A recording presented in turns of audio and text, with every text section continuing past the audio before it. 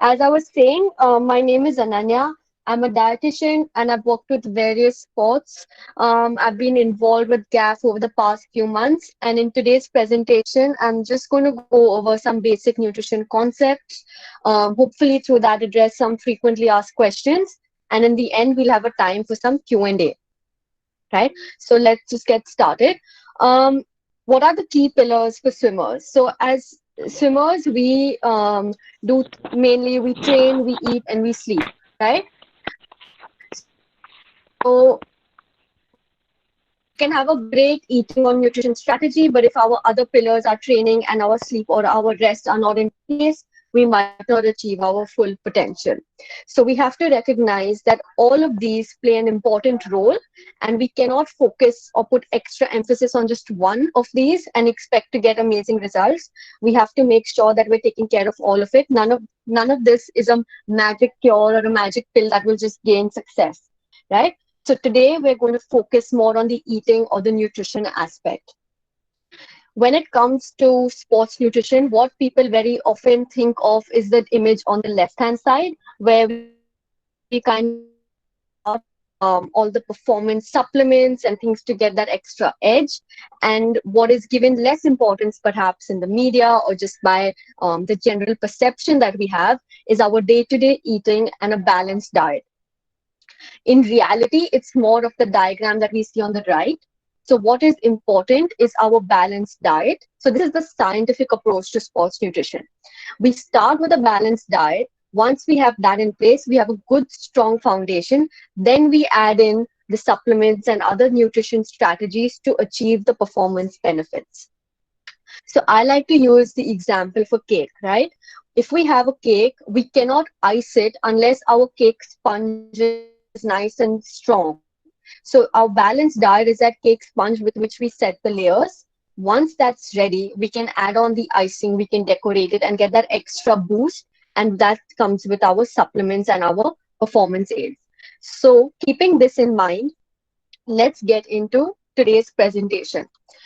So the frequently asked questions or the FAQs that I'll be addressing today include what we should be feeding athletes pre and post training, what we should give them during training, when is protein important, and what about situations when the training is reduced. So we'll begin with question number one. What should I give my athlete pre and post training? So there's two parts to this question, right? What we should give before training and then what we should give after. Let's jump into the before training aspect first. So we have to recognize, taking a step back, that we get energy from different foods. We might have heard, some of us might have heard of the term of macronutrients. So these refer to the nutrients that the foods break down into. So one of these macronutrients are called carbohydrates. These are particularly important because they are the main energy food. So when we eat food that contains these carbohydrates, it breaks down in our blood into what is called glucose or sugar, and this gives energy to all our organs to perform. So whether it's our brain to think or our muscles to move, we get energy from these carbohydrate-rich foods. What is also important is that we have stores of these carbohydrates in our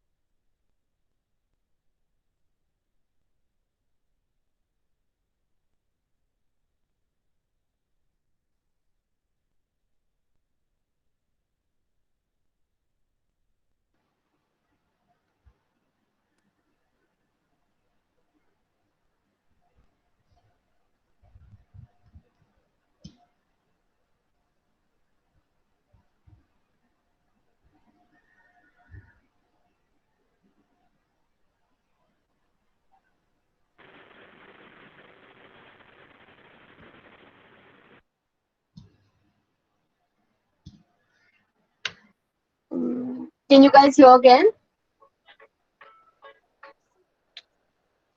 Can you all hear me now? Okay. So I'll just go back a slide.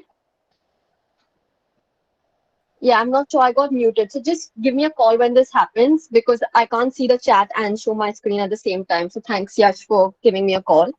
So I'll just go back a slide. Um,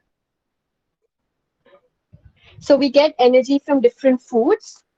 Our main focus pre-training is on getting energy so that we fill up our fuel tanks, right? And we have the energy to perform the training and we can then become better athletes. So we get energy mainly from our carbohydrate-rich foods. This comes into our blood, breaks down into what we call glucose or sugar, and that's what supplies energy to our different organs.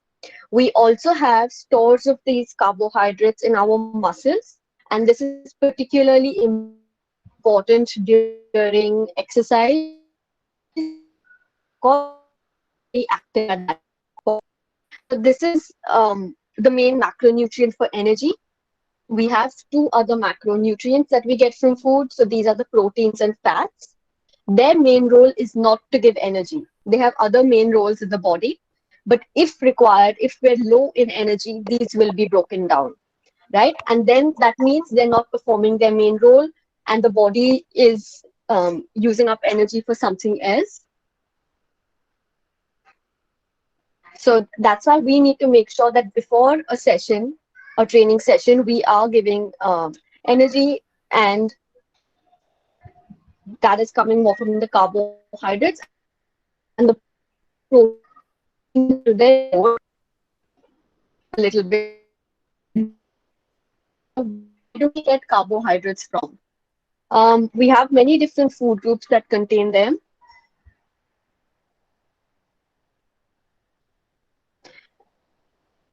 And some of these food groups are our grains and cereals. So this could be things like atta, our millets like jawar, rajgira, our dals and our pulses. So that could be regular tur dal, moong dal, masoor, chola, our dairy products. So that could be milk, dahi, um, all our fruits. So you like bananas, apples, oranges, and then a lot of our vegetables, specifically potatoes and sweet potatoes. All of these foods provide some amount of carbohydrate. How much we require, that is different for individuals. It changes as per how much we're training, how much an individual requires, right? But we can, because these carbohydrates have some different qualities, we can identify which kind of carbohydrate to give before training and which is more suitable at a different time. So that brings us to which the categories of carbohydrates and when to give them. So let's break it down. We have what are called slow release carbohydrates and quick energy carbohydrates. So as the name suggests, slow release carbohydrates give energy slowly. So if suppose I have this at 12 o'clock, right, I have something which is maybe a lunch meal of roti, dal and sabzi. So I've got my roti which has got some slow release carbohydrates, I've paired it with dal and sabzi, made a complete meal. I'm going to be full for 3 to 4 hours, right? And now, suppose I have training at 5 o'clock. This is when I would utilize quick energy carbohydrates. So just closer to training at an hour or so before, I would utilize something to give me energy quickly, to give me to top up my energy stores so that I train well. So maybe I have a fruit, or I could have something like a sandwich with some jam or peanut butter in it, or I could have a dry fruit laddu or something of that I like, that suits my system, right? So that's how we utilize these two different carbohydrates. We use the slow release for sustained energy, so energy that's going to last for a while. We use these at all our main meals so that we're full for a while. We would use these like 3 to 4 hours before our races. And there's many examples. So for example, if we have a morning race, we could have like a oats porridge or a ragi porridge in the morning. At our main meals, we can include things like millet rotis or atta rotis, khichdi, multigrain toasts. And then we would use the quick energy carbohydrates closer to the race. Or suppose we have back-to-back races, or just an hour or so before training. We also use these quick energy carbohydrates after training, right? So now we get on to the topic of post-training. So post-training, we have what are called the 4 Rs. So these are just the simple principles on which we can build a good meal so that we have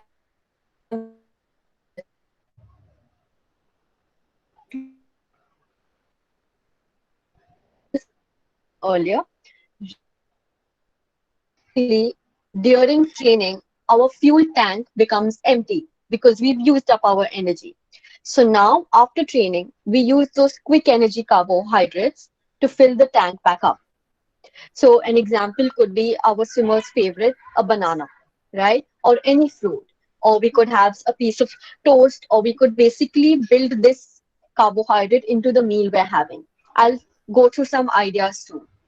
So the first principle of post-training is to refuel our energy. So we have something that contains carbohydrate. The second principle is to repair. So by repairing, basically what happens during training is our muscles undergo some wear and tear. They're broken down slightly, and now we need to rebuild them.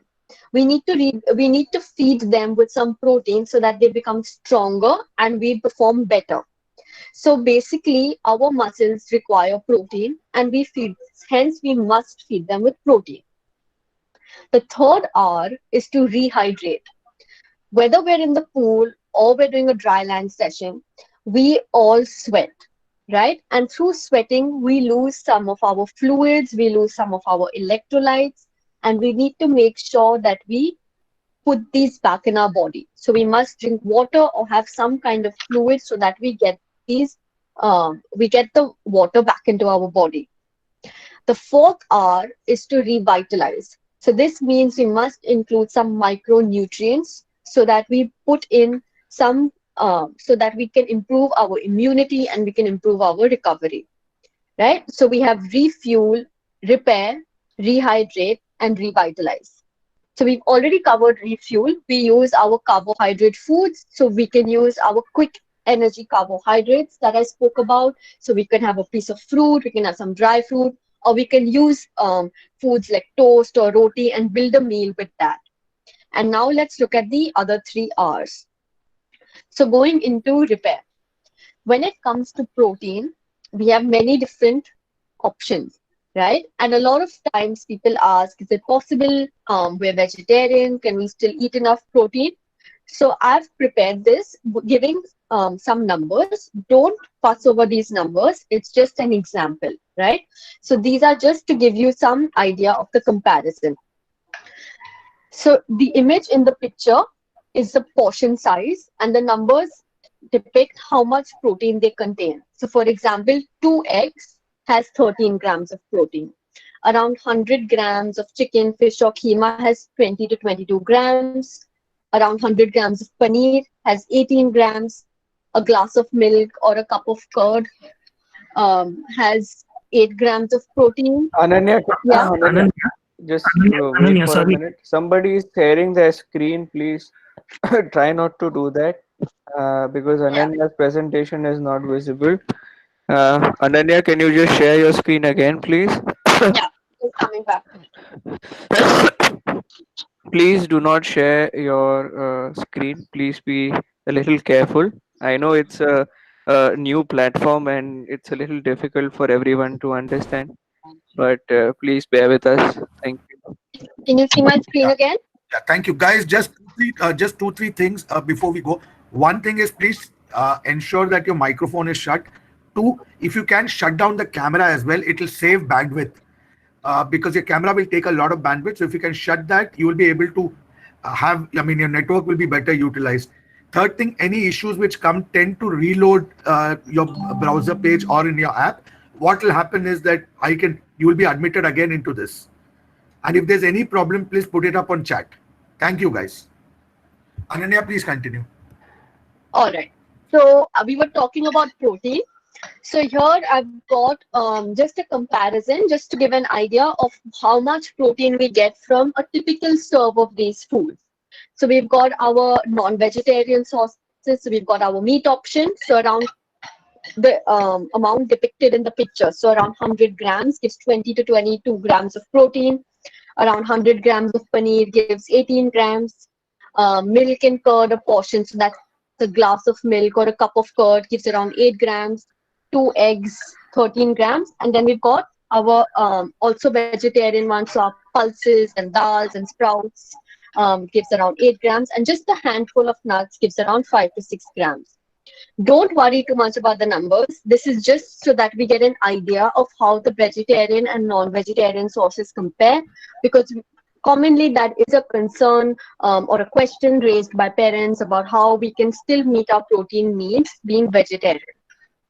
So to answer that, yes, it's definitely possible. It may require some additional planning, but that doesn't mean it's not possible.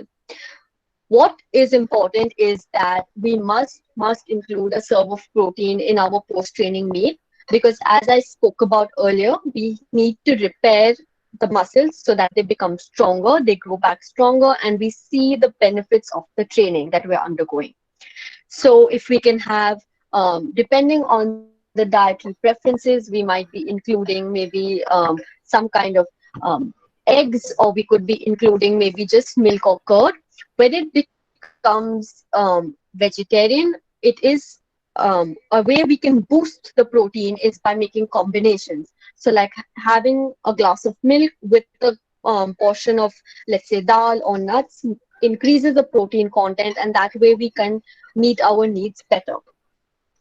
Right? So we'll speak a little bit more about exactly how much we need, but for now we must understand that in a post-training meal, we must include protein.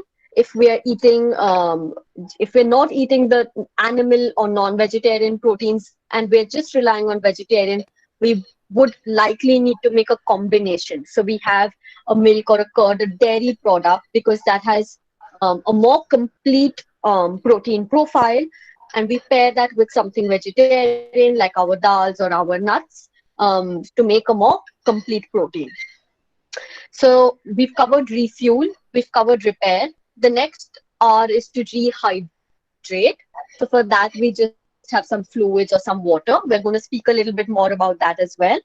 For now, we'll move on to revitalize. So revitalize basically means to include our micronutrients. So these are those nutrients that we require in smaller quantities.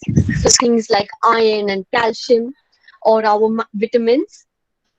Although we require them in smaller quantities, they're still extremely, extremely important, right? So one of the major sources of all of these is our colorful foods. So our fruits, our vegetables, they have a lot of variety.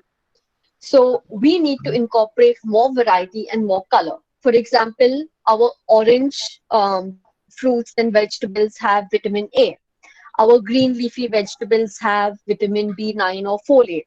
So depending on each fruit and vegetable has unique micronutrients in them, and by having different colors, we're getting a good range. We also get our micronutrients from our whole grains. So for example, from our millets, like maybe jawar or amaranth, from dairy products, like we might get calcium, from our different dals, from nuts and seeds. But a major source remains our fruits and vegetables. So we must make sure to include at least one of them. And in addition to that, change up the grains, make sure we're getting dairy, make sure we're getting variety in our nuts and seeds. Why these are important is because they help in recovery, they help in immunity, and just overall well-being. So based on these 4 principles, here are some meal ideas. So let's run through it again.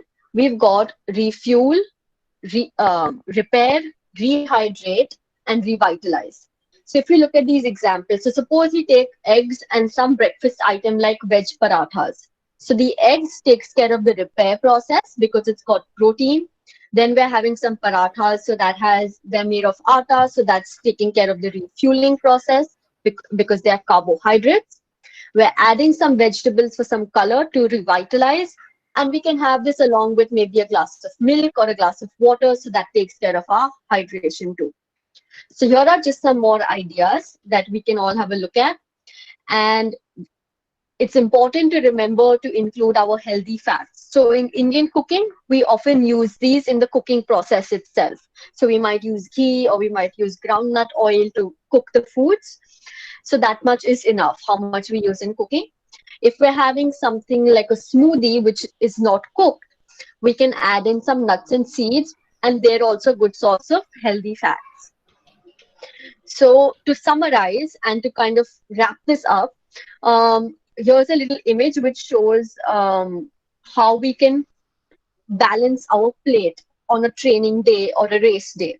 So half the plate should contain our whole grains or our cereals or our carbohydrate food. So for example, parathas or rotis, rice, poha, all of these different grains and cereals we eat. A quarter of the plate should be our poultry or our protein sources. So maybe it's non-vegetarian protein, it could be eggs, it could be some curd, or it could be dal. Right? So like I said, if we're having dal, it's better to probably pair it with some curd so we increase the quantity of protein. And then the remaining quarter is our color. So our veggies, which can be in a sabzi form, they can be in a raw form as a salad, it doesn't matter, but we must include them. Right? And we use our healthy fats to cook the meal. We make sure that there's some water along with it, but we kind of use this principle to design our meals. So this is a good starting point to understand. And of course, this can be tailored depending on individual goals, but by and large, this is what is important. So that covers our first question of what to have pre-training, what to have post-training, right? And now we move on to when is protein important? A lot of people ask, should we just be having it post-workout or is it important at other times too? So when it comes to protein, we must distribute it throughout the day. Yes, it's important in the post-training meal. That's when that repair process starts. But that repair process continues for many hours. So we have to give it throughout the day so that we get the full benefit of training. We can include it in our main meals. We can have small portions in our snacks, and that will ensure that we are well distributing it throughout the day. In terms of how much to give, this is again, these numbers, you could write it down if you wish. It's a starting point. I've just included it to give a general idea. But keeping some numbers like this in mind helps to build a meal so that we meet our requirements through 4 or 5 small meals in the day. If we think that, okay, my athlete needs this amount of protein, I'll give it after morning training and I'll give it after evening training, it's not going to be as beneficial as if I split that into all the doses across the day.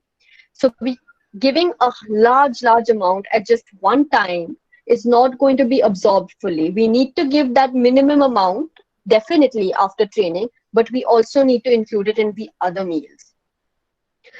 And of course, this range is, like I said, a starting point depending on individual factors, individual goals, the training, the requirements. This range would vary. And in terms of how to feed this protein, we always favor real food before opting for supplements. And it's definitely possible for a lot of us to meet our needs through food. And when we require the supplements, that is when we turn towards them.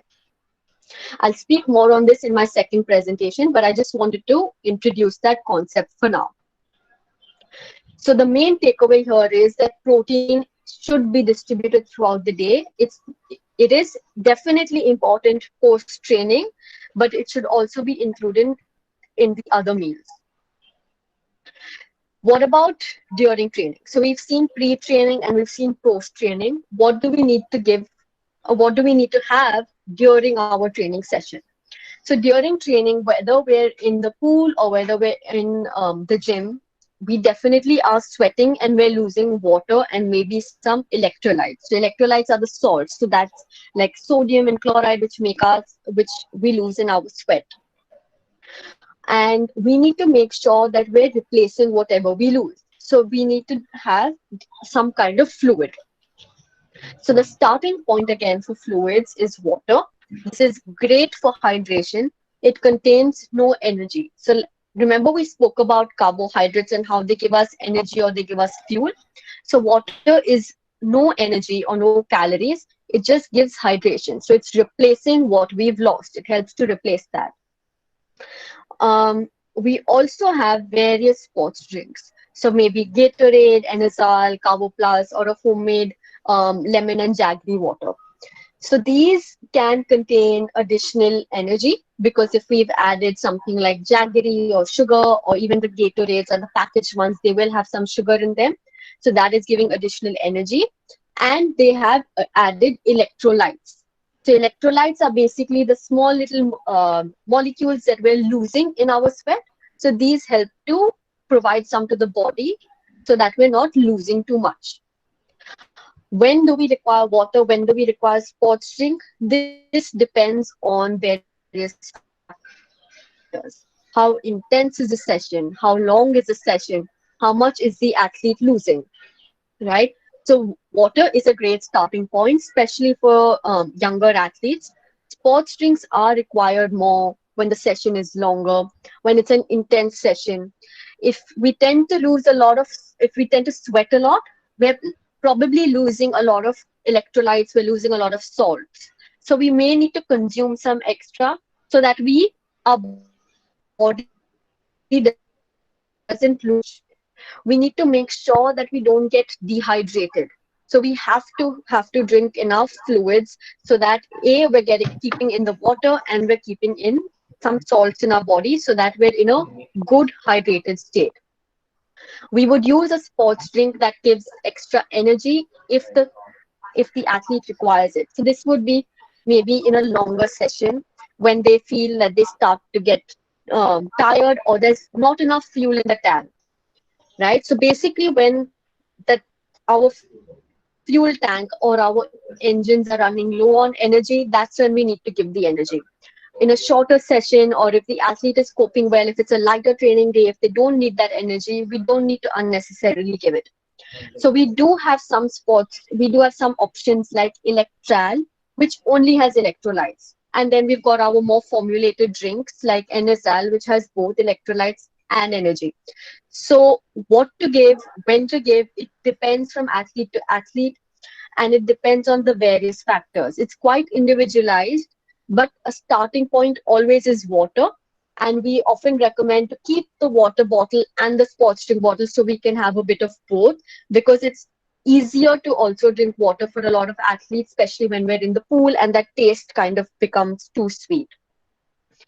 So since we're talking about, I mentioned being in a good hydrated state, and what this refers to is basically making sure that our body has enough water, it has enough of the vital electrolytes. So while this is important during our training session, we must remember that hydration, we cannot be starting a session in a dehydrated state. We cannot catch up. It's just too difficult. So we need to monitor our hydration status before the training and just generally on a day-to-day basis. We accept it. We live in a hot country. We too tend to get dehydrated even if we're not training. So as athletes, it is particularly more important. And there's a few ways we can do this. It's simple and we can just do it on our own. So one measure of hydration is thirst. So when we're thirsty, we've already started to get dehydrated. If we need to be able to drink ahead of our thirst and make sure that we don't reach that stage where our throat dries up and we're completely feeling like we need to drink lots and lots of water, right? So we need to be starting our session or basically being not too thirsty, just drinking a little bit throughout the day so that we don't get to that stage. Then we can, in certain sessions, what we can do is check our weight change. So basically what happens is if in a session we lose, if we check our weight before and we check our weight after, whatever we have lost during that, let's say 1 hour or 2 hour session is water loss. We've lost it as sweat. And we need to make sure that whatever water we lose, we put back the body. So we need to drink that much water and a little bit extra so that we have that water back in the body and our body is not dehydrated. So if we're losing too much water, too much sweat during a session, that means we're not drinking enough.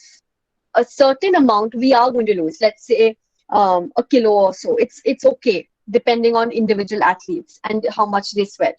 But if you're losing too much, that's a sign that we're not drinking enough water and we need to have more after the session so that we overcome that. And the last way to monitor hydration is via our urine color. So this is something that we can probably do in the morning on waking up. If that's too dark, if it's too yellow, it means we're dehydrated. And if, like I said, if we go into a session dehydrated, it's extremely difficult to catch up. We're setting ourselves up to not have a great training session. So we need to make sure that we drink adequate water, drink fluid so that we're at a good hydration status, and then we resume the session.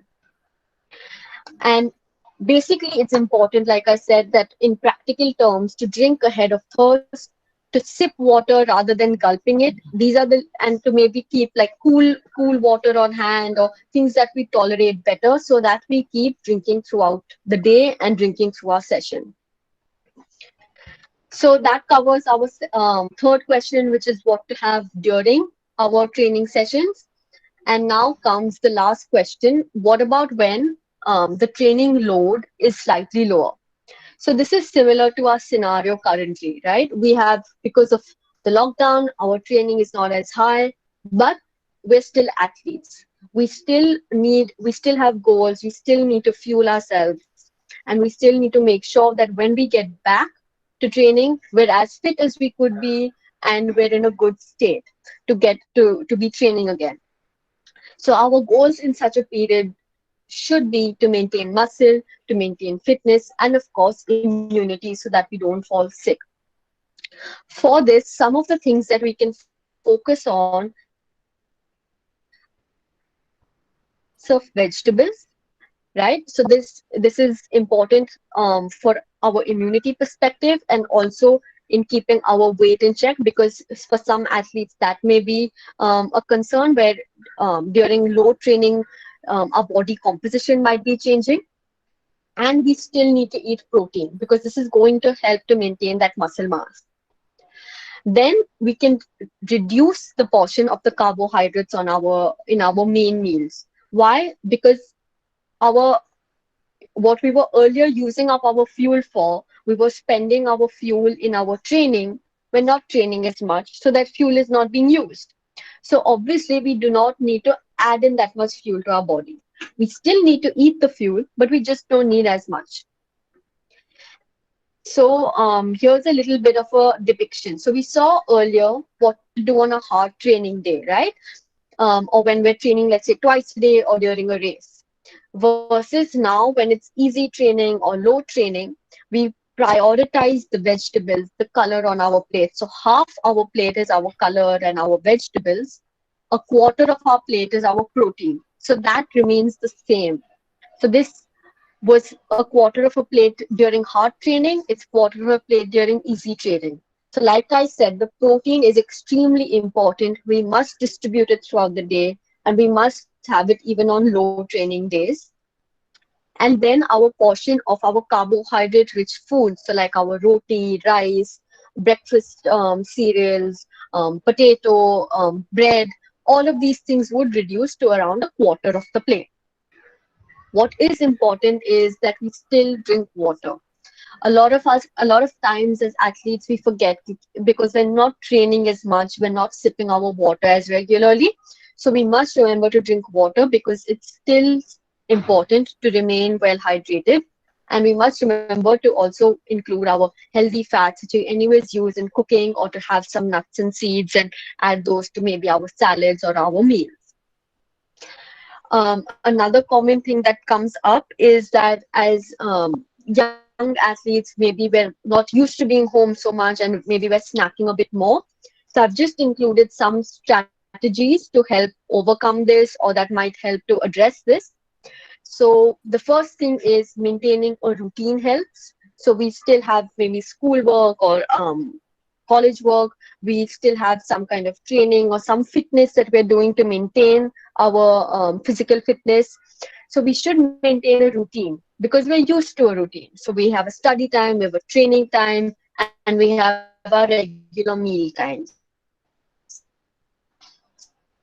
this helps us set a goal that no, this is when I'm supposed to be eating, so this is when I will eat. It's not an open for all eating time. We can learn to develop the difference between boredom and hunger. Are we eating just because we're not sure what to do with our time? The eating is not going to solve the issue. We need to find something to do then. So we have to target the boredom if we're really bored. So maybe reading a book, playing some games, watching a movie, doing something to address the boredom, not eating just because we have nothing to do. And of course, like I said, we need to remember to drink water. Very often we forget to do this when we're at home, especially maybe at school, at training, we always have a water bottle in hand, but at home we might forget this. So we have to remember to drink water. It's also getting hotter in Bombay, so that becomes more important, right? So these are just some strategies, and then of course it would depend on the individual things and the individual reasons why a person might be snacking more, but this is some general tips that I can share. So that covers our fourth question of what to do when we're training less and how to make sure that we're still maintaining our fitness, our muscle mass, and kind of helping to maintain our body composition during this time. We must focus on still eating protein, still having a lot of vegetables, and reducing the carbohydrates of our meals. So those are the questions I was covering today. In my next session, we'll be going over some of these topics. We'll be going over immunity, gut health, supplements, and yep, that's all for today. So now we'll address some questions.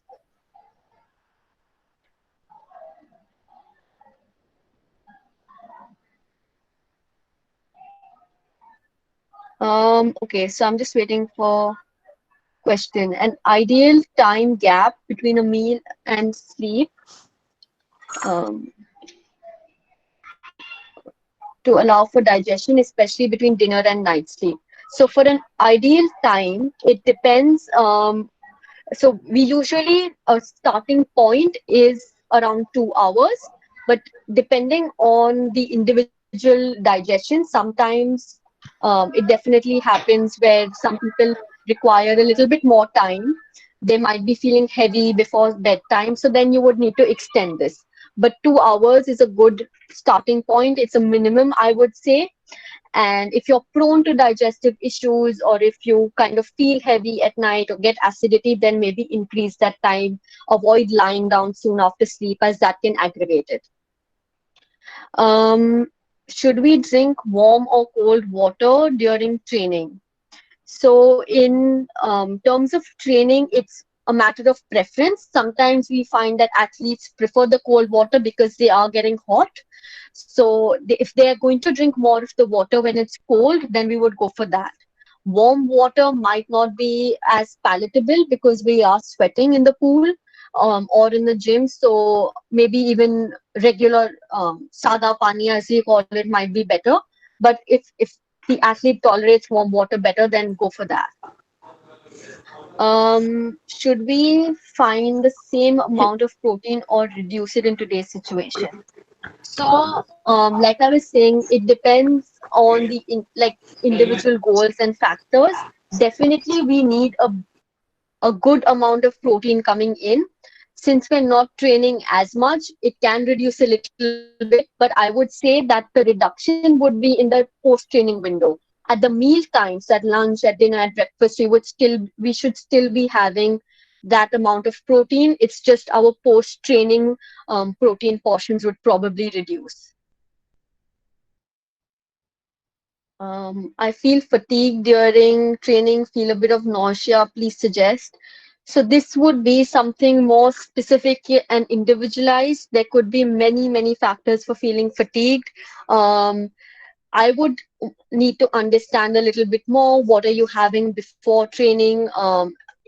What about are you having any fluids? Are you starting in a well hydrated state? So these are a few factors that could affect it. Definitely try and include some easy to digest carbohydrate food.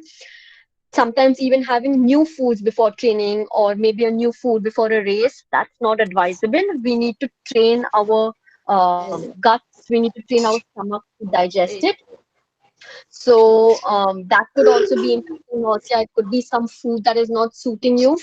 And if with fatigue, it could just be a matter of not eating enough, or it could even be something related to hydration, or um, something external, other like related to the training itself. So there's a bit too much going on over there, and it's that would be something more individualized. If weight is not an issue, is it okay to stick to the same diet plan as before? So weight, it's not an issue, but we have to recognize that we're not training as much. So I would say that anyways, the maybe if we're used to training two times a day, those pre-training meals would probably not be required in as much quantity. You could probably stick to the same plan, but just adjust the quantities a bit, because we don't need that much fuel going into the body. If weight is not an issue, if the child is enjoying eating it, you can introduce variety through that plan, then that's totally fine. But just be careful of kind of making sure that you're hitting the protein and vegetable targets, because we need to maintain the fitness and immunity rather than just feeding in a lot of carbohydrates, because in a day-to-day diet plan, the carbohydrates might be more on focus, which we do not require as much just now. Amount of water to be consumed during training and while not training. So during training, it would depend on how much the athlete sweats. So doing the what I spoke about, the weight change, that's a good starting point. If suppose I lose 1 kilo, then it is advised that I drink 1.5 liters of water soon after, so I retain all of that. So that would be something which we could probably trial when we are back to training, and just see how much we sweat and use that as a starting point. It's not generalized in terms of everybody has to have a certain amount of water. What is necessary to have before a race? So, like I said, before a race, we need energy foods, we need the carbohydrate rich foods. So, we can use the slow release carbohydrates a while before, 3 to 4 hours before, and then add something to kind of top up our stores closer to the race. So, maybe an hour, a little bit closer if required. So definitely we need those carbohydrate rich foods. So maybe we can have something like dry fruits, or a piece of fruit, like a banana is a swimmer's favorite, or any fruit that we like. We could have something simple like roti with some gur on it. Something which has those quick release carbohydrates before a race is definitely recommended. And in addition to that, we can add in supplements and stuff at a later stage, depending on the athlete, how developed they are, whether they require it, and whether our foundation is in place. How many eggs should we take now when there is no practice going on? So, like I said, the number of eggs is primarily a source of protein. So we still need to make sure that we are having our protein at our main meal, so breakfast, lunch, and dinner. So we are having a good source of that at each meal. How many eggs would depend on if we're only having the eggs, if post training, or if we're having them at the meals itself. So there's, in terms of the numbers, that's difficult to say. If we used to have, let's say, eggs after each training session, then we probably don't require that. But we still require something with protein. So maybe we're having chicken at our meals, or we're having some dal and dahi. So we make sure that there's some protein going in at breakfast, lunch, and dinner, and then we don't need what we were having at the post training time. So just after morning training, just after evening training, eggs, that those can come off, but breakfast, lunch, and dinner protein would continue.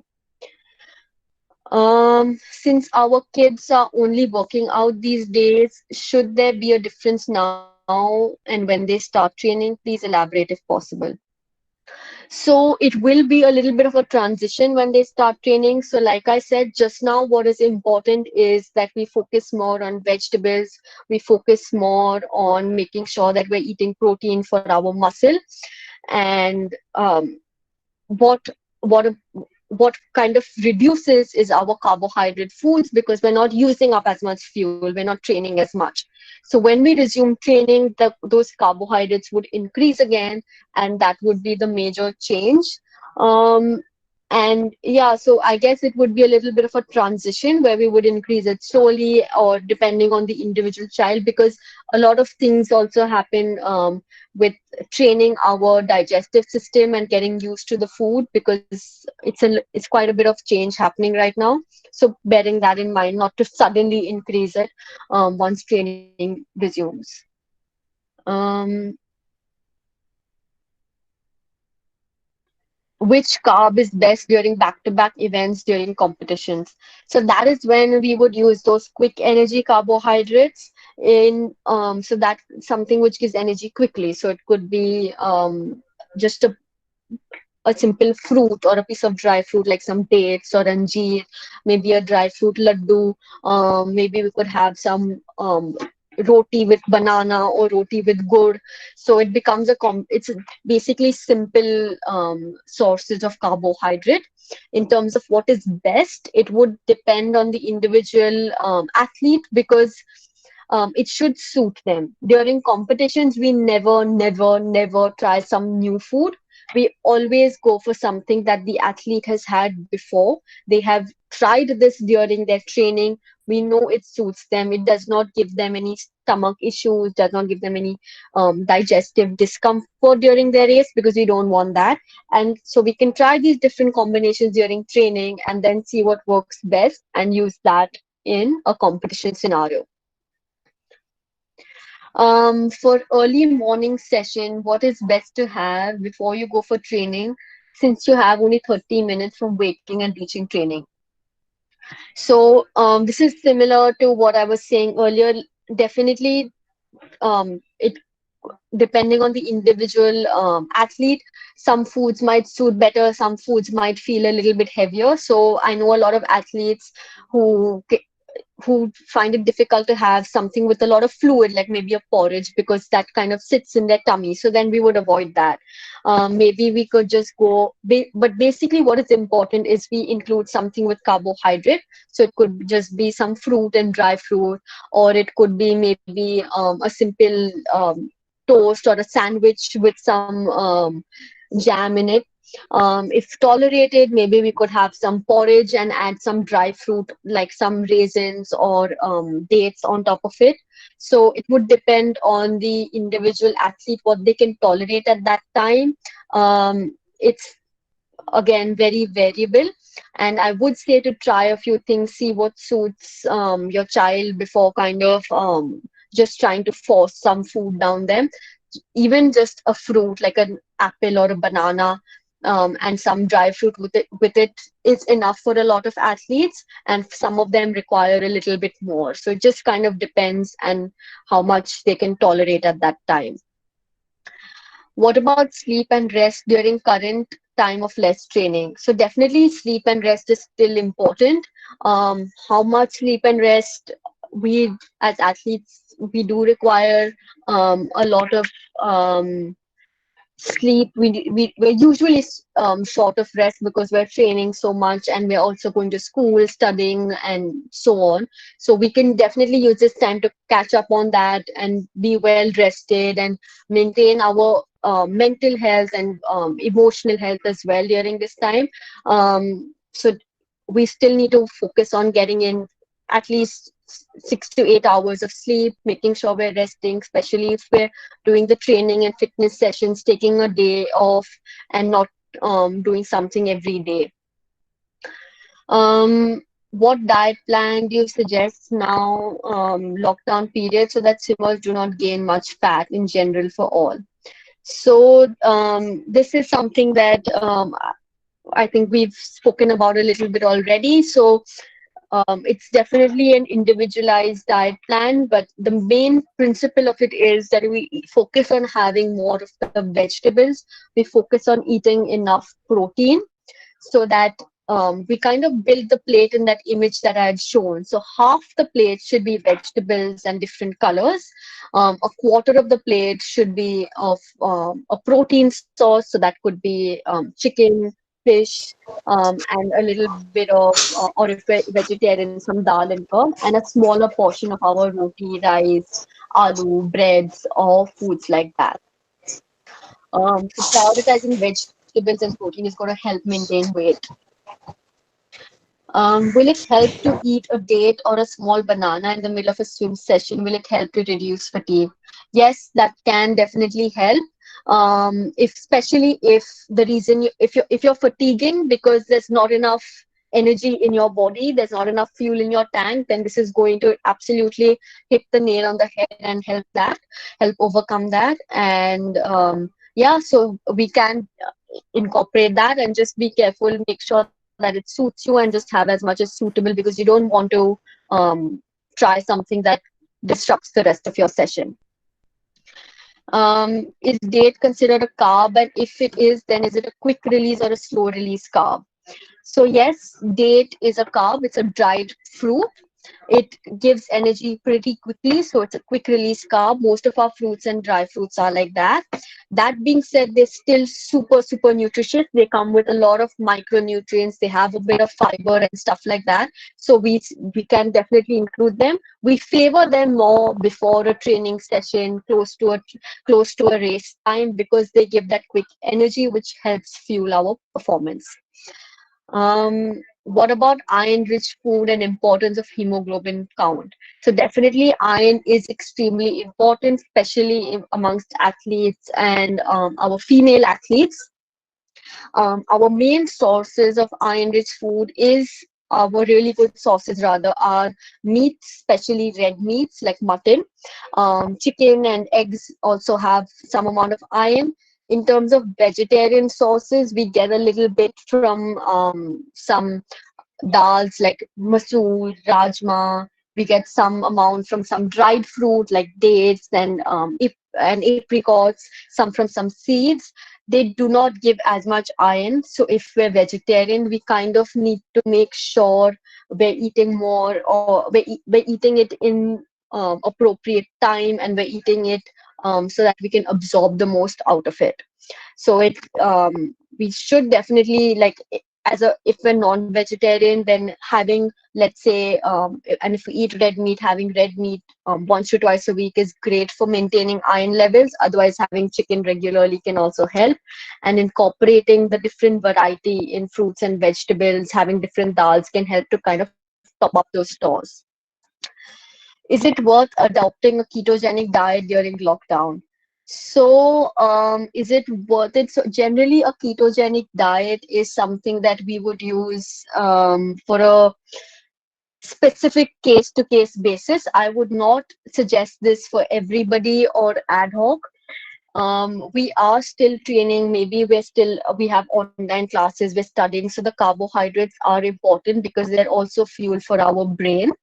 And doing a ketogenic diet just for a temporary basis, it might be putting in a lot of effort and just about starting to see maybe some weight loss and things like that. Then you might be getting back to training soon after again.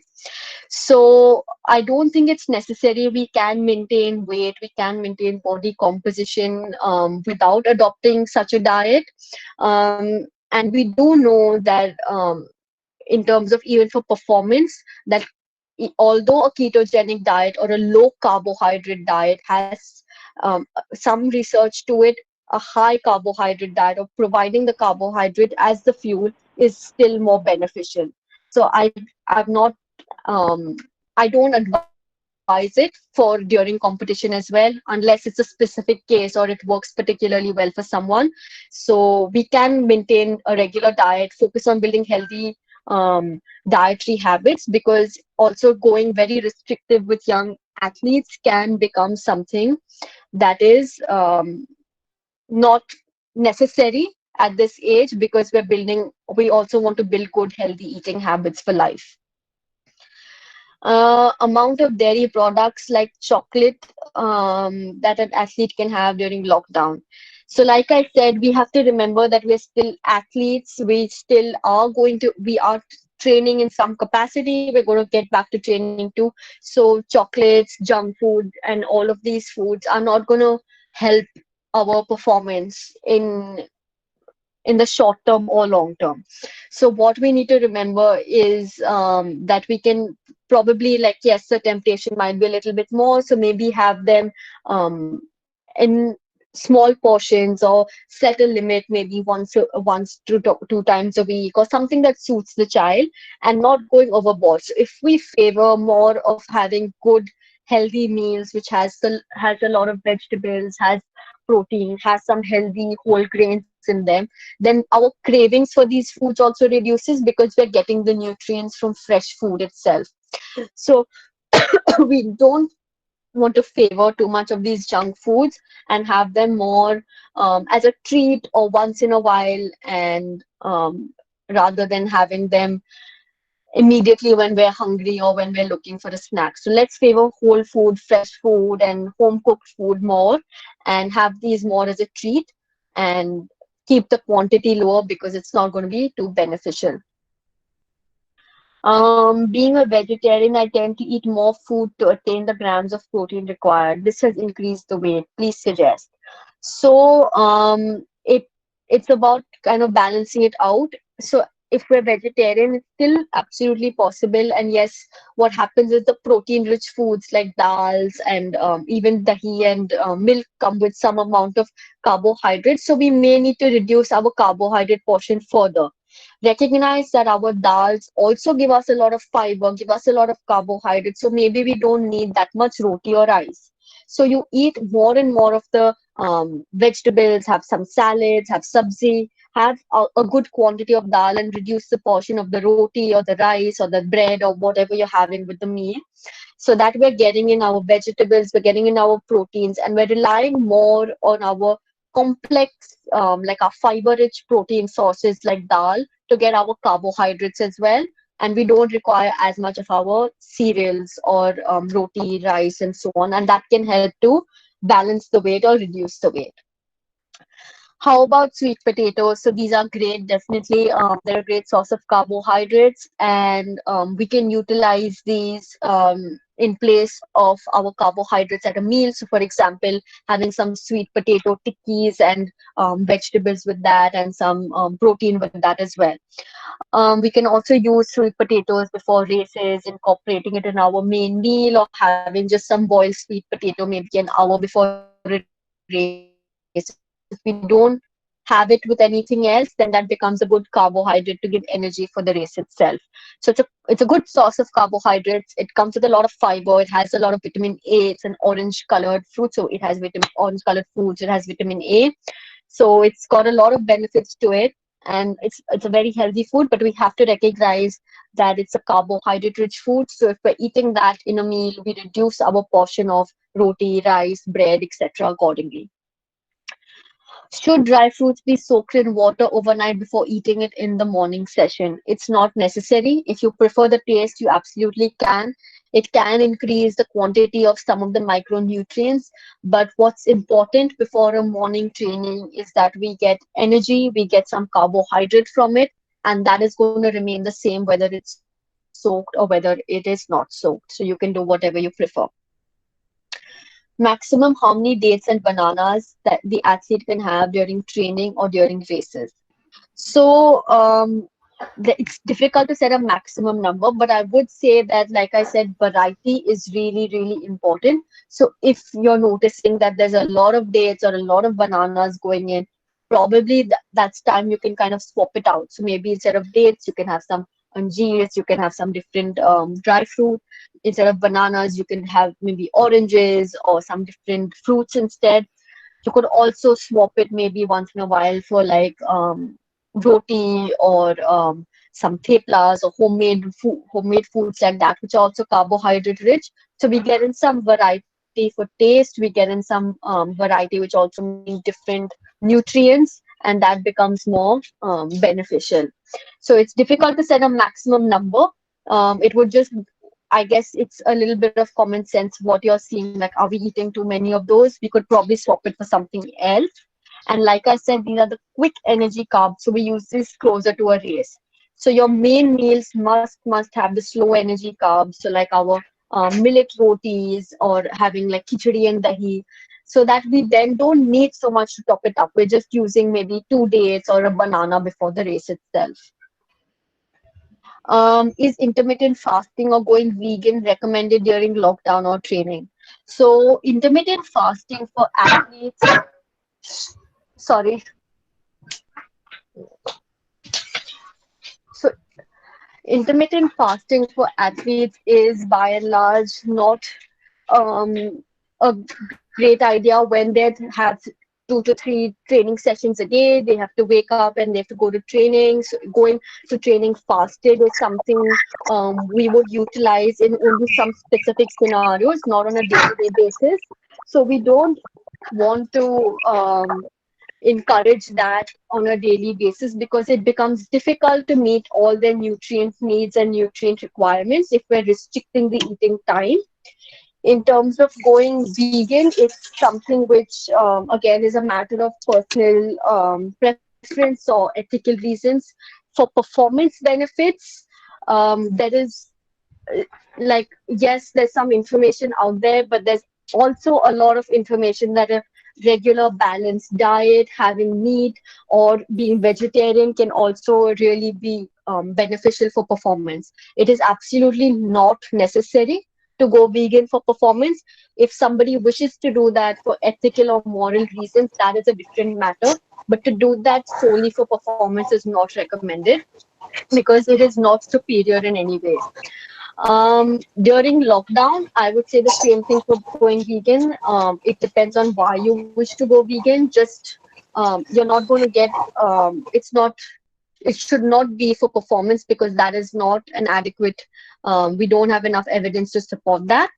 In terms of intermittent fasting during lockdown, if you're if you're tending to, for example, stay up late, snack a lot at night, and kind of the schedule has gone very haywire, then maybe intermittent fasting could help to regulate that. But it's not necessary. Sometimes if we're sleeping and if we're sleeping in, waking up late, depending on our new schedules, then maybe we're just kind of fasting naturally. It could potentially be explored, but again, I'd like to say that if especially if our athletes are younger, we're also kind of building habits that they're going to sustain for life. So I would not recommend setting too many rules or being too restrictive at that age because that can affect their behaviors later in life. Maybe we can kind of find a balance and work towards it. It would depend on the individual goals. If body composition, weight management are goals, and we're seeing that our athletes are staying up at night snacking, then maybe setting a time limit to when we stop eating at night after dinner could be a way to address that. And yeah, that's the role that intermittent fasting could play. When everything gets to normal and training starts, the starting few days, they will be getting burned out. So how do we fuel them up to avoid any muscle overwork or strain and help adapt to the training after a long break? So this is a little bit tricky because it would each athlete will take a little bit of time, I guess, to get back to their earlier um, training intensity and being able to kind of cope. Um, yes, what we can do nutritionally is to make sure we're giving them the nutritional support. So we're giving them the carbohydrates before their training to fill up their fuel tanks so that they have energy. We're making sure that they're having good post-training meals so that they recover well. So making sure that there's protein, having variety in vegetables because that really helps in giving um, micronutrients for recovery and for keeping them healthy. So I guess being particular about having healthy food, so making sure that we're meeting all their needs. And yeah, and it will take a little bit of time. So we have to recognize that will happen and then just give it that time so that they get back to it fast. We support them best we can, but recognize it will take time.